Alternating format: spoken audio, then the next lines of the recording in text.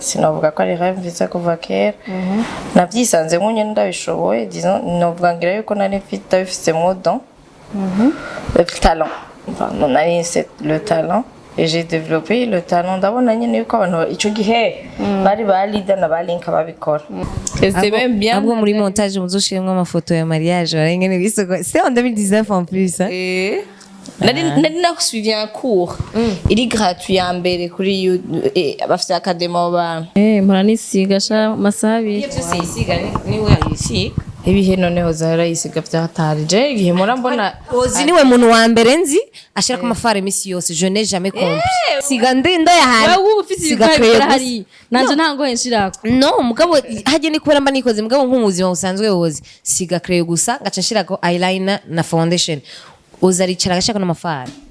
Lundi, mardi, mercredi, jeudi, vendredi. Mana mafare ari simple ça. Ibiganiro bazi. Oya, amazuru bakagabanya cyangwa bakayongereza. Bah, il faut affiner les traits. Nibyo tubona ku mafoto. Siko bimeze. En live yabiboneka. En live yabiboneka yuko umuntu afite ijuru rinini baricafye ko gusa. Baricafye ko. Barisize bizarre. Ni impression ko ruri imbere yiwe. Sino en live ahindukiye mbavure unako siri nini kamera. Nimbere iraravye imbere. None mono bunye nturabona yuko bahanaye ama makeup ubone igitre caciye gutya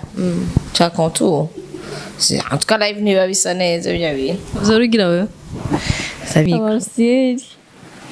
none twe natwe dusa nabi turi ruhande yanyu embwa muri codes Siren Vibes TV.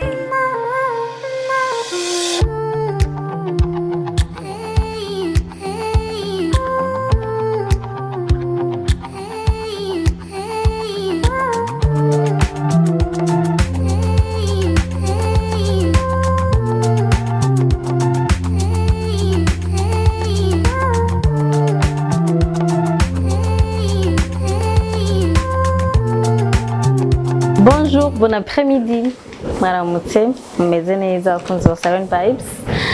J'espère ko mumeze neza, je meze neza. Agarutse kwigira mwiza. Ariko uno musi naje muri Vaan Beauty. Murabona ukuntu usa. Mundindire muze kuraba ngene nza guheza nsi. Bagira bangire mwiza. Ngina mubona hajya muraza kumubona. Yaragira ko aja muri video yanje ni mukuru bagira nsige Juan muraza kumubona gore mwiza behind the camera hari umugabo wiwe sinzi impamvu ari ngaha acunze agaza supportinga madame anyway tuganire yatubwire akora business yiwe hano hantu huzuyemo n'ahantu partout huzuyemo n'imbere yanje harimo na ku muryango harimo na hano hose harimo n'impamvu no muri video yanje yari sanse kuba ari muri video gira tubwire impamvu ari muri ari ahantu hose yuzuye hano hantu anyway reka dutangure murabingene bagira abantu bagira bangire mwiza bagira bige bya transformation biga muramura ku matito kuri YouTube mubanze murabisura yanje ngene isa neza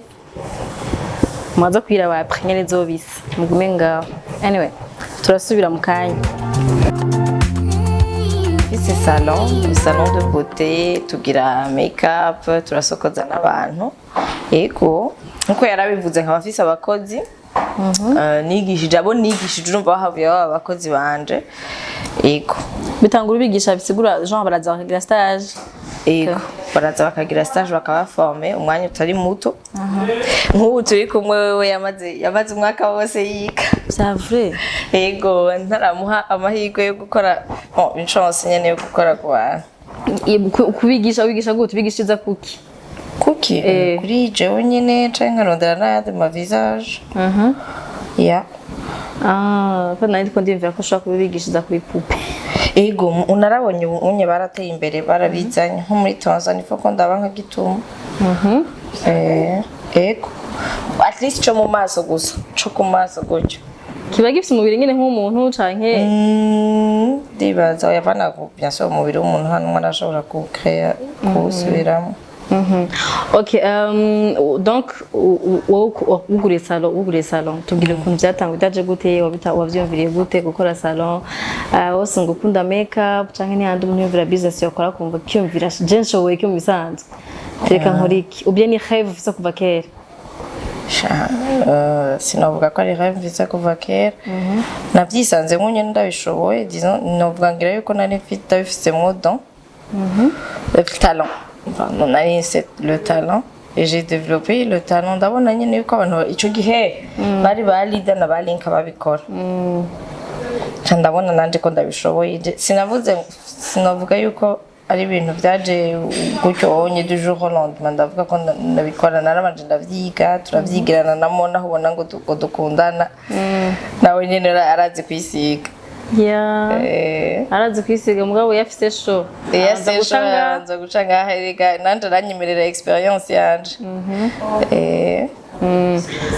nibikabuze gute ukora abantu misi yose no ushobora gusumba je ntabwo ndamurusha ko yaje nagize exercice kurushaho okay mbwa mwavyigiye ha mwavyigishijwe ni mwavyiganye ha ama video brand ama tuto mwana wage wigiye kwisiga ku matuto je nigiye aho plus kuri uyu waramusiga sawa niwe warabirako ntakibazo muguma buronka abakiriya kwenye tumare barazo kinjira ukwete ndise normal wewe wize manager n'abakoresha twararabira hamwe mu video y'ingohe surtout bon you see me matito aravuga baza berekana kantu kamwe nayo twobivamo anyway bako batubwira ukuntu batangiye kwiga ibintu vya makeup mugabo mona ngo yavyigiye kuri abandi mugabo wahavu bimenya gutega mona ukunyene ufite naramuraba cyane kuko yari umuntu yikora à n'importe quelle heure ça veut dire twashaka ko twa filme turi 23h agaca afata ikiyo agaca agenda akikora so a force ubona umuntu mubana asigaye yikora agasa neza gasiga ingoye neza nga nivyo ntibabigira neza you know à un moment tu te dis kuri ntitwoza turava mu nzi imwe tuja tutonda ku ishure rimwe ubu singoye zimeze uko nanje zi wapi hama cyatangura nyene nza ndaraba en gros c'est ça mugani we vraiment yaraba cyane ama video kaguma akoragerageza gureproduire etc. mugabo murazi ko ibintu byo kwikora akenshi usanga bikora abana bo makartier genre makartier chez nibira hano mwabahe Sororetse hajya tubangura isororetse ibyo bintu buze oya bahora bambwira ahubwo je bijya bindi byo gusuka oya na makeup genre akora ko abasore bavuga ngo mwanamke nini mwanamke mpodo ça veut dire quoi ivyo rero ukuntu niyumvira ukuntu wari ukiri mutoya uvyuka ukisiga iyo passion kukunda kusa neza ko ndabo yavuye he sinari n'umutonya cyane cyo ni cyambere mugabo yavuye he sinzi ngene nakubwiye uko nyene twavyisanzemo vraiment vyisanzemo ngira vyari bitanguye guharago yakusi ingoye zikoze neza zepiye neza zifise musi contour you know kera ko twarisiga gusa mama hacaraza ibinye byo gushira musi okay ubu ni business shaka tubwire ugitangura ukibitangura ama challenge uhuye nayo nayahe amakuru ko ndazi ko mavyo bigoye ubushaka kuba umaze gihe gitoya utanguye mugabo ugitangura ukibiprepara nk'umu femme shaka gukora business nibi byakugoye cyane kurusha ibindi mugabo urumva yari muri 2016 sinari bwabo mu mama sinari bwabe nari juste umukobwa nyene natonda ku ishuri yiga muri university muri 2016 nkiri ku ishuri kuri leadership hanyuma ama challenges ntiyabuze bon icambere nambere nabambwira abantu natanguye muri foire yari nka foire ico gihe yaho twari dusengera hariyo foire hanyuma j'ai été encouragée par mon fiancé c'est mon mari nayivuze niyo mpamvu ari no hano ahantu hose il est parti niyo support ya mbere vice support system hanyuma aca arambwira ati nakuri nakronka stand ngo ugende udepose utwo dukoresho ntivize udukoresho duke ejo urumva je m'étais pas préparée nana mahera nari mfise ico gihe ngo za nutwo nyene ndagenda ndicara make abantu nyene harageze umunsi wa nyuma atabantu ndaronka atari umuntu ndaronka rongo nze ngirira ingore nkaje ndababwira ngo ndabasige kuri 3000 ico gihe hanyuma après abambonye muri foire niho havuye aba clients ba mbere barampamagara barambwira ati uraza muhira ukuntu kunakorera 10000 inga muhira mukuru wanje aragira defense niwo mu client wa mbere mbwa navyifashemwe neza ntibigeze babona yuko ari wa mbere bo bace bibaza rega ngo nari nsanzwe nkora wagunye bibaza ngo naye mubwiye dezane après nturazi ko wari wa mbere wowe nari inkoze haje ngwabo bamaze kumva ko abantu batinye yuko ngo babigirako aje yibabwira cyababwira ati reka kunkinira yego kandi yabonye ko Adida canke Linka hama ndakabuka bigenda gutyo nyene yari bouche à oreille publicité yiwanje yeah muga ma challenges rero en parlant de challenges on va que 10000 avant un déplacement quand même 10000 jutana mahiranga na gute ni déplacer niki nagenda yego na bus muga none umva wasigara nanga ugiye na bus bivanye n'ahantu waroye 2016 bus yari 4S donc ushatse kumbwira ko yari make ari retour no gushika isororetse ico gihe isororetse twafata taxi para taxi yo gutaha nta bus ishikaye ni taxi y'igihumbi bigiye muwa muri kumwe n'abandi hanyuma ama challenges na ahanini navuga aussi la sécurité biri very risky kuja mu quartier utazi uko nyene surtout déplacer na bus na nene nkura abantu ngene nigeze kuja muri quartier basha imwe ndabura bus ndaruriye amabus nk'atatu kugira nshike muhira bambarira sister nga anyene ushobora kuronka bus genda ni taxi pero igushikane kuri are bus ni mama wanje yavyumva ari guca mvura amaguru uyo murimo mwitumo wari uzi ico ufunguraga nuko hanyuma rero umaze kuvuga kwiyumvira kugura salon ho byagenze gute oya en 2019 niho nagira nashoboye kugurura akasalon katonya ka studio ka makeup naho nyene kunduru nyene z'abavyeyi batubwira 2019 donc après 3 ans yari 2016 aho natangura yari 2016 muri décembre après 2 ans après 2 ans ukora mwibarabara utagira hano ukorera waciye wugura agastudio kiwawe hanyuma kunduru urumva z'abantu nk'abavyeyi cyo bazo barambwira mbwa urumva j'étais mariée muri février 2019 hamaca ndayigura muri mars rero bavuga ati oya vraiment uwo mugore uraza barundi ngene bamenze ngo oya barundi bari jare yo wo niyo horungu bikora ubwa mbere nkambwe ngo yango arashonje urabibona kwiruka inyuma y'abantu kuja kugira makeup Jean kwicara imbere y'abantu kugira ubasige like kandi nahora ndabikora n'ubwa mbere mbwa ibyo ntabyo ufite abantu baba bibaza ni hamwe mu vye babona ati ko rusa umugabo ubu abantu bazovuga ati warisanse gucurondera ibindi ntibatahura ko wari ukubikora kubera sérieux ubikunda hanyuma n'abavyeyi ico gerega ntibabifataho sérieux ubu niho babifataho sérieux chanda ronka nyene ntuze ako ga studio mais pas après comme nari mfise nyene ingabire yanje sintorumva no kuyagura naraguye amahema ndavuga ntifo ko ngira salon rero unye puisque nivyo gusokoza ndabizi je nisokoje kuri mariage nije nigiriye vyose nari je nyene muri chambre y'ihoteli ndabigira vyose mpamagara abantu ndababwira nti ngo mundabira inyuma ko atabinogo biriyo gusa c'est même bien abo muri montage muzoshiremwe amafoto ya mariage barengene bisoko c'est en 2019 en plus nari suivi un cours il est gratuit ya mbere kuri bafite academy ba Charis Nimbari Academy sinzi menga ni wayisuivye he kuri online yesu avant yuko nisoko zijashinyaho kuri mariage nasubiye ku yaba beginners yari gratuit ndabona ngene bafunga shinya kuva ico gihe nanindi naravye ayandi amatuto YouTube ariko urafise waragize soutien waronse soutien y'umugabo waronka soutien ya petite sœur ya famille izo kubuda afise soutien baba ubugize hogeze uyu munsi oya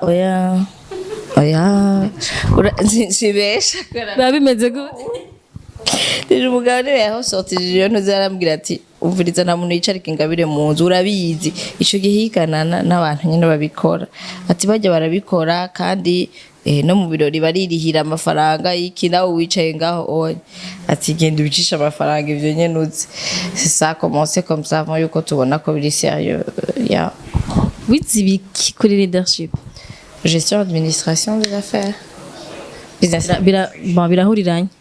birahurirana n'akazi kawe birahurirana n'akazi nkora mugabo urazi ko benshi bagahejeje bacaca kwironderera ubuzima mu mabanki mu ma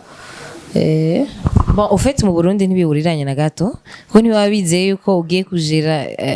ibintu vya maquillage babaza ati ni ugira uje kujera ibiharuro. Non, en fait mu Burundi les gens ils se disent uko gestion administration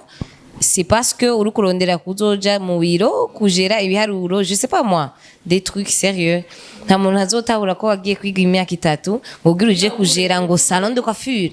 zura dusiga mu cuca nasanze bigira babona umenga ahubwo barataye amahera parce que gusuzuguriza vemora nivyo ariko aravuga ivyo shatse uvuga barasuzugura ko babona ati ivyo ntibikenewe 3 ans de ses études n'utize arabishobora parce que ari talent mais non en fait ikintu cyose uba warize kiragufasha peu importe le business icikora kukuyijera neza iyo uza kubuda bafise ubukora ibiki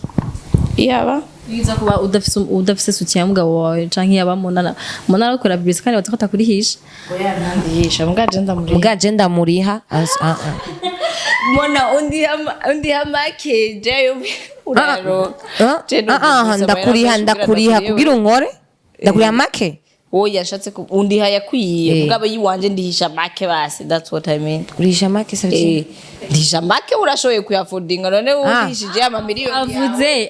avuze ko amafaranga ashaka gukorera la pub ni gratuit elle ne me paie pas la pub ni make voilà nako hazoba Anton shobora kuri hamwe biriko biraza je sais pas sinibaza ko nzokurihisha ngira nzokurihisha umunsi nzoba mfise umu manager atazoba bitahura ati bro elle a un chiffre de yeah you know mais sinon DJ nyene je vois pas pourquoi je devrais faire like I don't know donc byarakoroheye kuba wararonse mbona n'umugabo wawe nitwe nakubaza ati iyo uza kubuta abafisi uyu munsi bumeze gute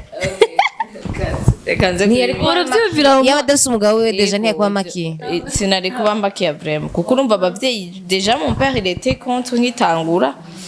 yari genre mama yari ikintu ca security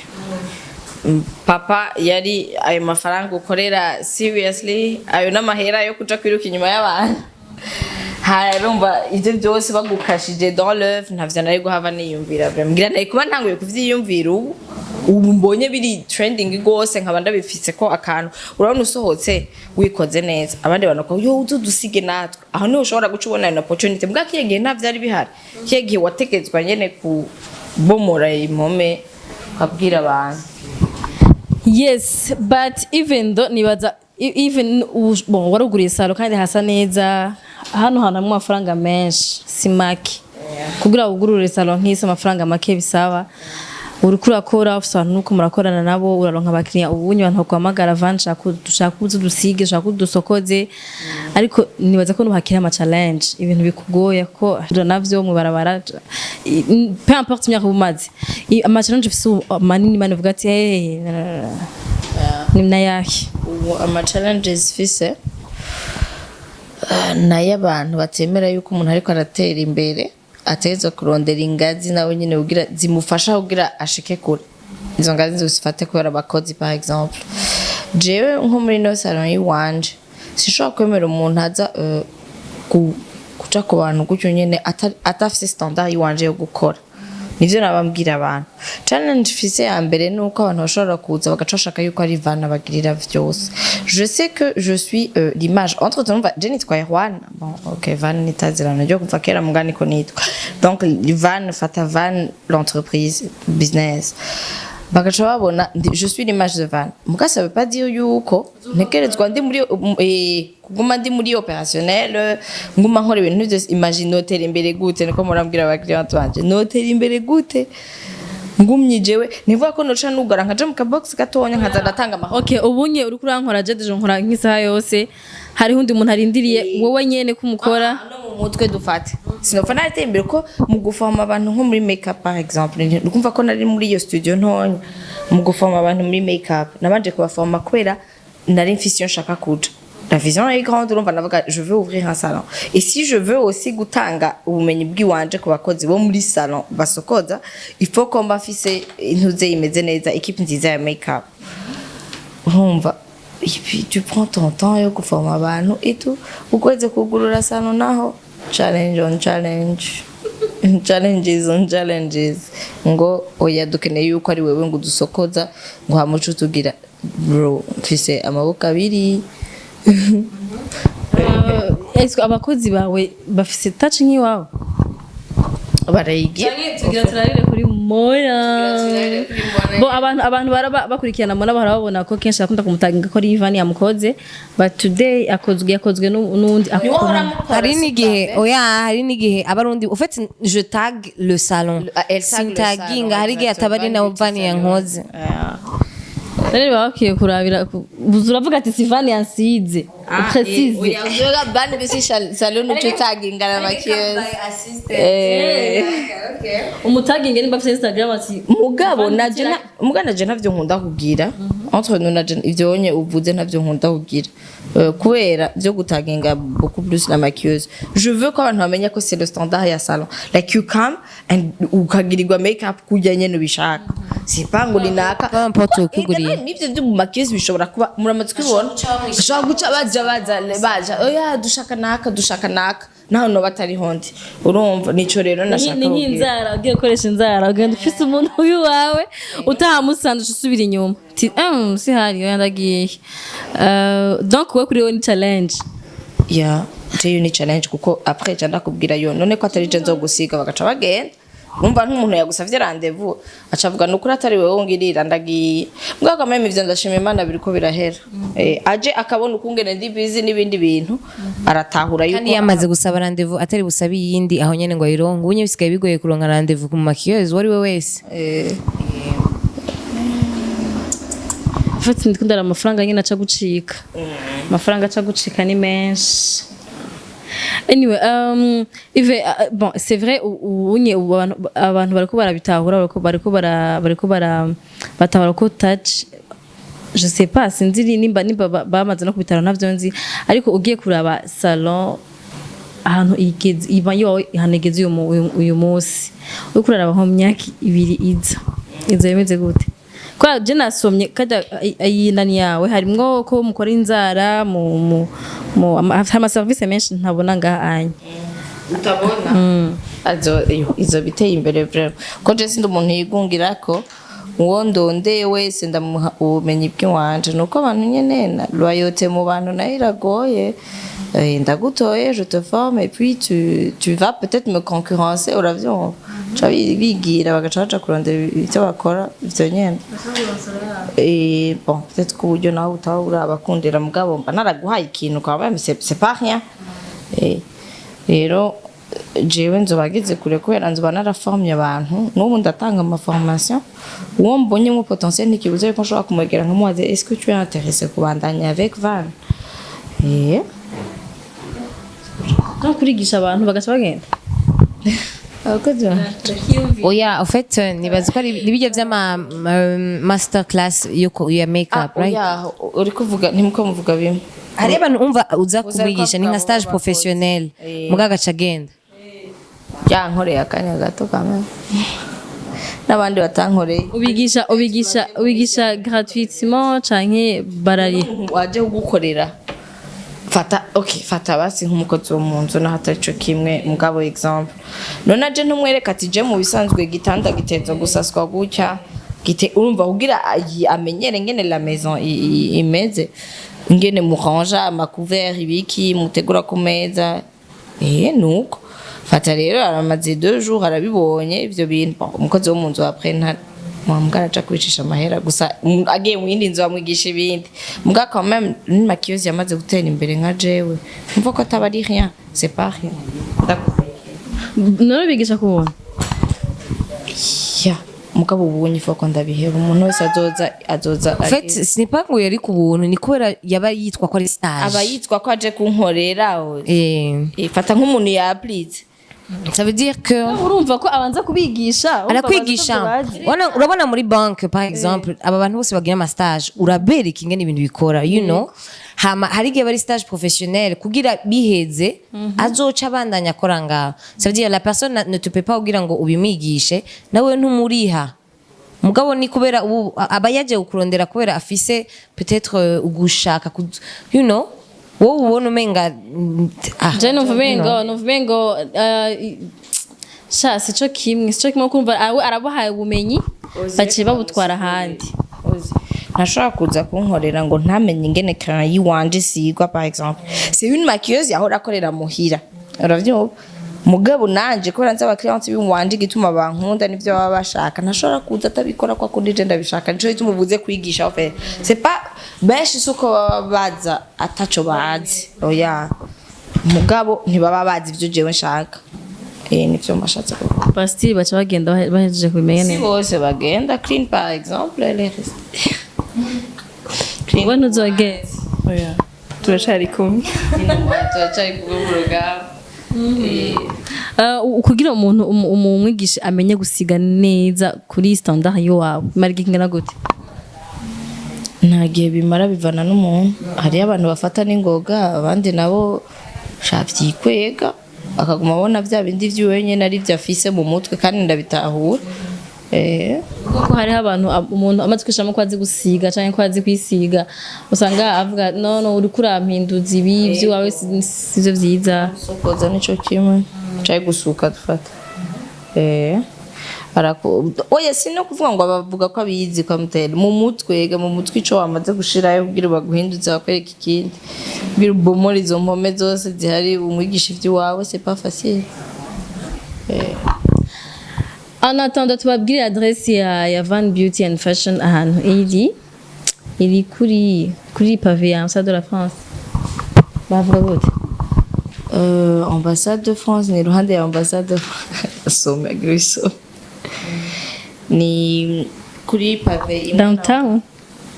muri ville avenue de France numéro 12 Galerie Custa Place bureau K c'est Anglicane yo muri ville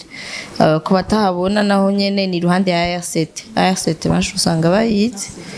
ego irepfo bon nimba mubona ko barankora neza muzazana ngo bakore neza Jesse ndiko ndibona rega wanzibiye baraza kubiraba nimba ko barankora neza zozo shaje ndiko ndakubona ko bakora neza mugabo rero abatubwira ko ngene yemeze kuvukana n'umustar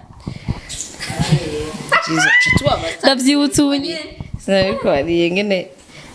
bimeze mugabo urabitswe ko umustar biruhisha mona mugira ukuntu ko umustar biruhisha nawe ne arusha nako ariko arakora ama interview Iko biraza la vie des stars misi zoca ngibara bavuga niwe Vaan twibesha batumenya kuri mukuru wa Mona like nibakumenya yo hari mukuru wa Mona makiyasha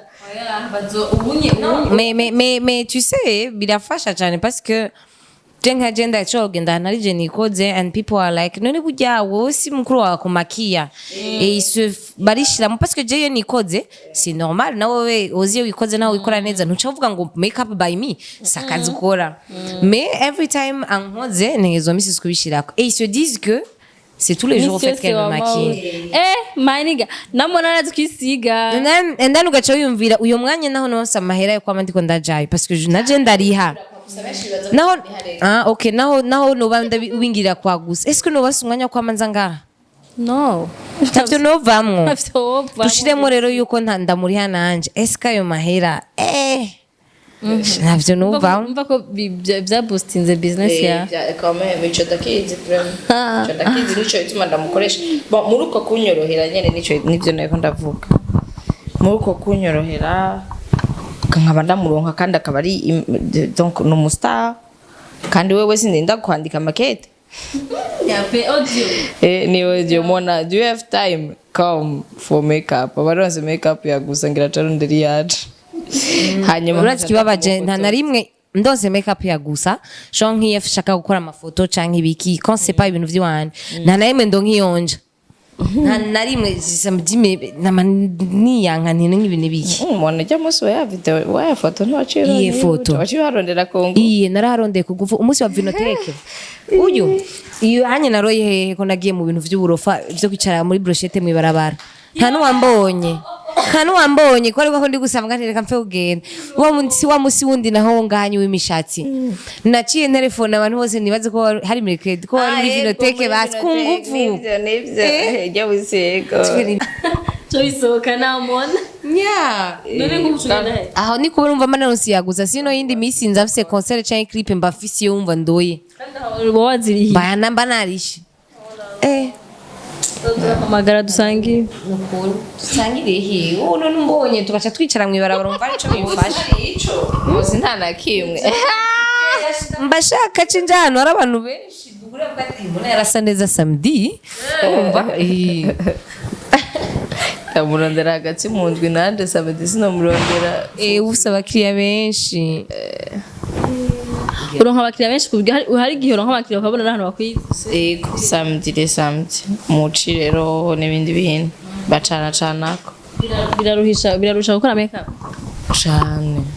ntabwo uretse ko atakazi ntibaza ko karuhisha ngo none naho urancokoza jewe ni wewe sha uricara mu biro ugaca widoga wicaye bien confortablement ku ntebe urumva uje compris ko nta kazi kamwe kataruhisha mugabo nakuhasha abantu gukora ibintu bakunda kama nka jewe mba numva napfuye mw'ijoro umugabo ntibikibuza ko bukeye ntegerezwa kuba ntonda ku kazi ku masaha kandi hariho ubuzi buruhisha mu mutwe n'uburuhisha physiquement uruhaye cane cane Jenny physique of course ntarura amafaranga oya nta bwenge birimo rega bwo no nta bwenge birimo byo guruhisha motamo nta biharuro ça veut dire uzi gusiga crayon c'est toujours la même méthode. Tu vois, tu as juste à penser aux couleurs. Ça veut dire que ikiza ukuruhisha c'est les mains, c'est guhaguruka, c'est par contre wicaye mu biro ni mu mutwe ntaza kuruhishwa no kwicara iyo kwicara biraruhisha mugaraza ashatse arahaguruka amaraso agatembera mu mutwe shahararuhisha même le corps yose urashobora gucuruha raba hejuru oya guca urabe uduza amaso giswara mugamana birageshe kugukora kwicara bakagukora umuntu mva nogorana urumva yo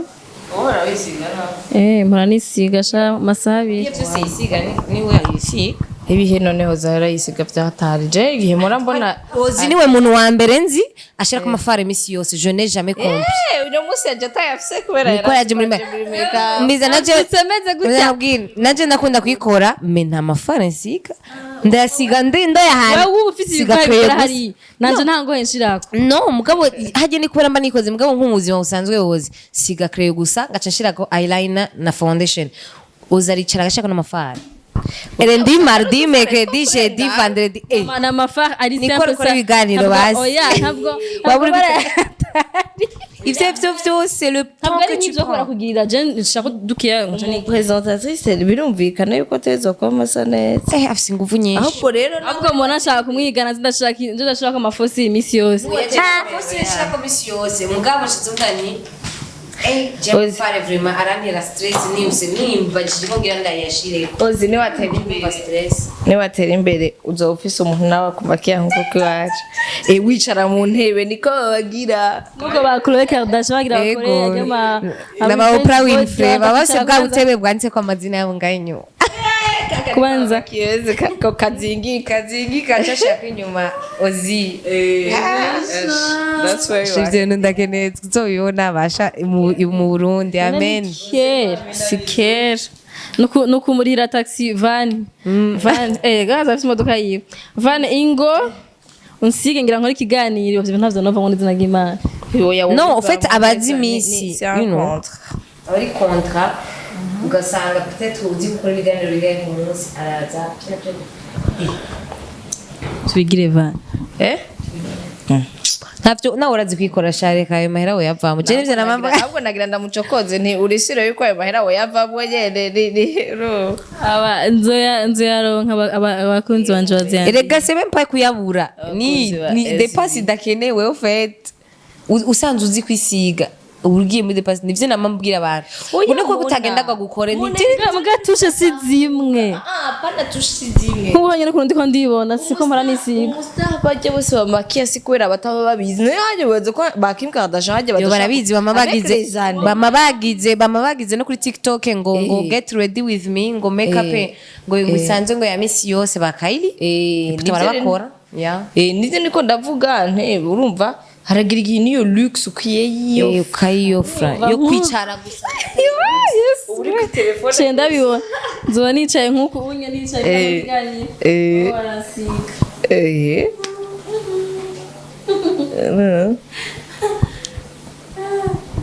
okay bon usiga umwanya ungana gute nsiga umuntu je muri 30 minutes mugabo wewe urumva tugira dufata amasaha ngahe kubera ugububusha au fait maquillage uratiko no kuvuga ubuje amaso à la base on n'est pas censé parler aha ndabwiye ko ahubwo ndiko ndabigira neza gose kuko ndariko navuga sasubira n'amasago makinya reka kuvuga ziko zirajogotse mugabo urumva ni bon je peux même faire moi bivanye ngira n'ingene twihuta bivanye na le nombre y'abakiriya bahari cyangwa umuntu ukunihuta usiga ukora uri forte cyane muri makeup meze gutara abantu bari forte muri makeup y'ibintu byinshi biri too much n'abandi bakunda utuntu turi simple naturel looking natural twe tugira ibintu bisanzwe vraiment tugira ibintu biri naturel non akobajije uri forte muki ahubwo wewe le truc c'est que ufise aba cliente mu Burundi mugani ko bimeze qui aime le naturel ntibakunda kuba bafise ona zya makeup z'abanaija nivyo bakora cyane ngani ivyo biro tuvuye ko rakora kubera la clientèle mais sinon elle ugiye kuri page yiwe ukaraba wewe ibintu yisiga ni ibintu vyinshi batasupport abantu ugiye kuraba kuri page yiwe ukaraba amafoto wewe yiposta ahubwo n'ibintu agusiga wewe jewe kora ndavyemera muri ugiye kuraba aba cliente bandi mona aza kumbwira Vane urabona ibintu wari uhenda abantu ngo uri kurabasiga gatana kimwe babashizeko nta kimwe baba yashize ngo muri clip ngo ntibiza kuboneka guteza kunsiga ngo akayibona bose ko wasize kandi moi je trouve ça désolant nushaka kubaza ko bakiriya bibaza ko ari byo ushoboye cyane non ngo le naturel non c'est pas une question de naturel kuko barakuzi ingene unkora barazi ingene wikora abo gusa les gens te préfèrent parce que tu maîtrises un maquillage naturel kuko hari abandi bantu je hari umuntu yigeze kumbwira nkene makeup iyi naturel ituje nzi wawe nkene makeup y'abasirayi njakwa ushumume kwa Oranje none nta kuntu uje wongira makeup y'abasirayi mugabo uraziwe gukubitira ko amasire ngaho kugira at least babone ko bishoboye mugabo uraziwe gushira ko amasire ngaho maremare ni ucuhinduka anyway arabishoboye byose muramubona ingene amusiga mona nanje ariko aransiga neza ngira mbe Beyonce mu minota ingahe ikibazo kubera ko umuntu akora amusiga ashaka iminwa yirabura cyane idisi mbwa yirabura ni kubera bashize ko ibintu vyera mbona isukuntu kweli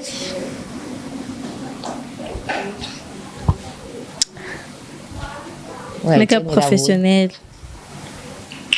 cyadavyumvira nzonza bansi ubona ko utari umuntu ucihinduka ntushobora ibimuhira bigoye ubwira kangira n'ama foundation bakoresha saa hamwe jiya mu manda biha mugabo nanje nisiga na biha namwe ngira ni application zitari zimwe ngirango no ngira ni application je murambona ko bidafata co kimwe mwaro ni wansize yego je ngira ni application rero y'ukuntu umuntu aba yabishizeko mwaro I don't know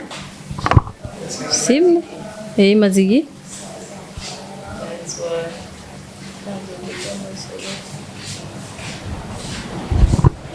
I feel comfortable. very Yes. Abantu bakora abona transformation yanje ukuntu ari meze kare nayo bisa n'ibihere twagerageje hari abantu abagabo baravuga ngo barablaminga umuntu ya crée makeup kubera ngo kubera ngo ushaka guhura n'umukobwa ngo genre afite makeup ayikuyeho agaca asanga ukundi kuntu nyene kudashobotse. Ucumuha date ya mbere muri piscine niko bacovuga ugenda muri piscine ufite makeup oya uri veko afise waterproof now. I didn't think of that. Mugabo urumva if it's a surprise. Yeah, today we're going to swim. ugaca muhura ata makeup ufite agasanga ukundi kuntu. Hari abandi bantu mugabo babikora mukajya n'amakosa rero ntuzo bikore Ibiki? guhindura umuntu nyene agahinduka nyene complete masura y'ubwa yindi isura None kubera iki? Ega mugabo hagiye ntabamuhinduye abariko aramugira mwiza bari umuntu peut-être afise ubwiza buri yempe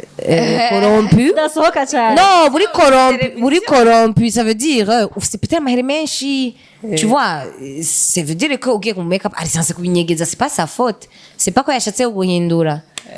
Non. Change peut-être wari ambije ha mu mubiri uramyoka, je sais pas. C'est normal ko umuntu Navuze sivyo. Ariko ukuntu nyene uhinduka nyene bagahindura isura genre amatama akaba manini canke akaba mato amazuru akagabanya canke bakayongereza. Bah, il faut affiner les traits. Bijya nibyo tubona ku mafoto. Siko biba bimeze. En live biba biboneka yuko umuntu afite ijuru rinini baricafye ko gusa. Baricafye barisize Ni bizarre. impression ko ruri imbere yiwe. Sinon en live ahindukiye mbavu rero nako siri nini kameme. N'imbere iraravye imbere. None mono bunye nturabona yuko bahana ama makeup ubona igitre caciye gutya. Ca contour. C'est en tout cas live niba bisa neza bya bintu. Uzorugira wewe. Sabigira mbwa bisanzwe bidasarisha abanayija sibo dukunda kubibonako. Bisarisha. Bavuze bwa bwiza buri kompi mbona yaje kuvuga. Ari bwiza wa corrompu. Oya jene ko mvuga. Oya jene ko mvuga nti peut-être urashaka kuba warisize mu korogo ukamyoka ugasanga ugisa mu maso you know hama umuntu akabona urahindutse urashaka kuba ingohe peut-être wazimoye atazufise c'est normal ko utaza gusa pareil ufise amahere menshi yakuzuye mu maso ugasanga barabinyegeje c'est normal ko uhinduka we. Anje ngaha barampinduye ikibazo ndiko mvuga abandi naje ariko bimera. Ngo arimo. Ubwiza bwanje bwarabaye corrompu. Eka wewe vraiment nta bintu ntiwahinduka. Kuri televiziyo bon. Et c'est des choses bishikira abantu bose naje ejo ndashaka kuvyuka suduhere. None si ibintu Tukanyuzura mu maso ya. Chavuga ni mona afite ubwiza buri corrompu. Yego bwarabaye corrompu pas une situation kanaka je sais pas. Hamara gwara ibintu je sais pas. Mwava mukata tushaka. Atko je nari nziko mbona umusiga kwa gusa. Ouais. Oya bon c'est elle mugabo qui a choisi pour ma faranga. Ngira nariko bumakiya kwa gusa. Havane no urazi kintu nanse. Nariyumvira ni deja c'est urumva masoni. Misi swa mukuramagara umuntu. Utaza me makiyaje. You know ashako yi. Afise nka mu client yari kumuha amahera. Nivyo yamavuka. Wewe warasi mukiriya ari kumuha amahera nanje ndajume. Hanyuma ndishure ko avec le temps byari bitera bamushije. Oya oya Ngono mera kaje kunyinjiriza. ucufatwa nabi ngira nivyo ashatse kuvuga. Urashika deja baraza gucisha imbere uya. Uza guca imbere y'umuntu. Ndetse yatanze amahera. Hari umuntu yigeze kumbwira muri sala. Ngo Vaan ngo uri professionnel vraiment. Cari waruje hariyo abantu buzuye muri sala. Hanyuma acambwira uje uca tukubwira mona ntitukwakira. Twambwiye mwana ntitukwakira abana abantu dufise ngene bangana. Samara yanje abambariye duse amabukora barabukinga. No bari buzuye nga. Dufise aba bose barabukinze. Ro yabukinze nawo uje gutanga amahera nta mwanya dufise. Yego acava ngaguze juste produit. Ero mbagiye kudefriza caca kudefriza handi. Agiye mu client wanje tumaranye igihe niwe yari karambwe yaciye ambwira ngo Vaan uri professionnel vraiment ngo nkamona ngo kubandi jo abandi bavukana ngo bariko baduhagaritse twese ngo abanze bakire mona uretse n'ivyo ko muvukana mona n'umustaff deja.